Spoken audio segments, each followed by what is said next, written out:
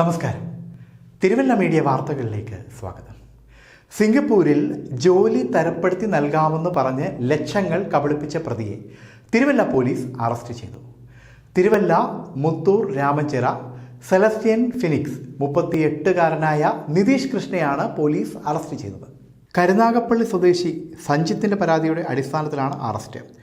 1,28,500 രൂപയാണ് സഞ്ജിത്തിന് നഷ്ടമായത്. Thiruvalla revenue ടവറിലുള്ള royal consultancy എന്ന സ്ഥാപനത്തിൻ്റെ പേരിലായിരുന്നു തട്ടിപ്പ്.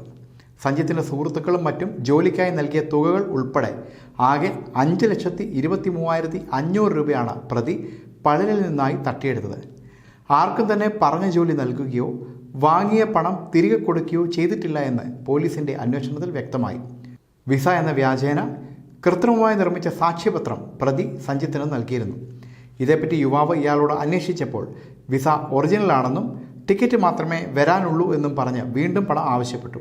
തുടർന്നാണ് പോലീസിനെ സമീപിച്ചത്. നിതീഷ് കൃഷ്ണയ്ക്കെതിരെ ഇതുകൂടാതെ 3 വഞ്ചനാ കേസുകൾ കൂടി തിരുവല്ല പോലീസ് സ്റ്റേഷനിൽ നിലവിലുണ്ട്. News desk, Thiruvalla media.